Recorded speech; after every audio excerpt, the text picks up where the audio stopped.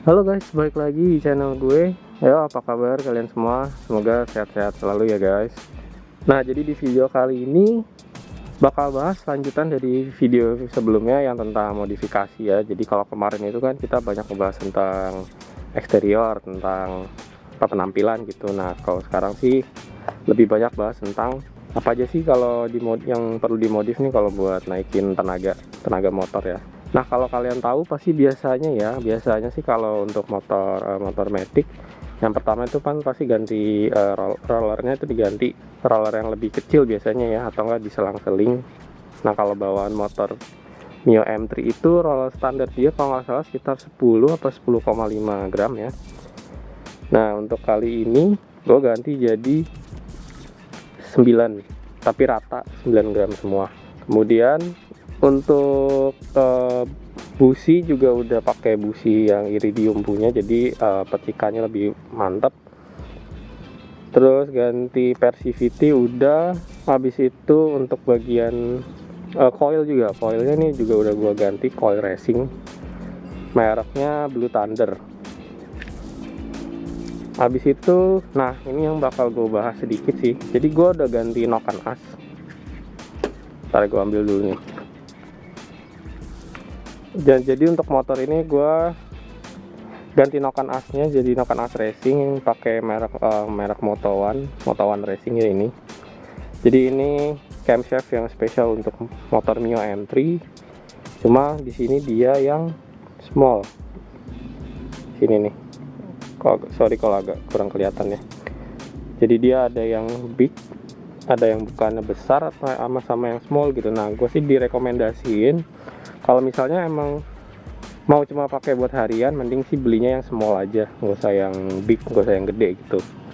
Sama kalau misalnya kalian sudah ganti noken as racingnya, jangan lupa ganti juga per clapnya ya. Kalau di sini sih udah gue pasang sih, jadi nah ini kan bawaan standarnya Mio, ini juga udah diganti, jadi pasang semua. Terus gimana pengalamannya pakai ganti noken as, terus pakai coil racing, bla bla bla bla bla gitu. Nah, kalau misal kalian cari tuh ya di internet pasti banyak kan, kalau misalnya mau bikin matic kalian lebih kenceng ya biasanya dimainin tuh CVT-nya, ada yang pulinya di miringin derajatnya, atau misalnya ada yang di rumah rollernya harus dipapas gitu ya biar makin gede ruangnya, macam-macam lah, pokoknya banyak banget lah settingannya. Nah, kalau di sini sih gua nggak ada ngerubah-rubah kayak gitu, ini murni cuma ganti aja ya, jadi cuma diganti part-partnya, nggak ada yang di custom atau diapain sendiri gitu, nggak ada yang dicokak atau apa. Nah, kalau menurut gue sih emang bener jadi lebih kenceng ya motor ini, tapi ada tapinya nih. Tapi karena gue pakai noken as racing ya, jadi otomatis dia itu putarannya lebih ngisi di bagian tengah sama bagian atas. Artinya di putaran bawah dikorbanin nih. Jadi kalau menurut gue nih, suplai bensinnya kayaknya kurang kalau untuk di putaran bawah ya. Padahal pernya juga udah per clapnya juga udah dilonggarin gitu, nggak kenceng-kenceng banget. Nah, jadi kalau di putaran bawah itu suka mati motornya. Kalau misalnya lagi jalan, lagi di lampu merah, nah itu pasti bisa mati. Karena gue juga kurang ngerti sih kenapa kalau di RPM rendah dia malah mati habis ganti noken as. Padahal sebelum ganti noken as mah enak, kenceng ya iya, nggak mati-mati gitu kan. Cuma sekarang setelah ganti sih jadi gampang mati nih. Coba gue nyalain ya.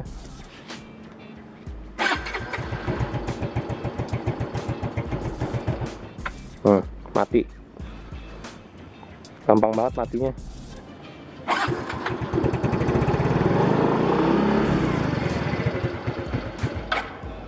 Langsung mati bos.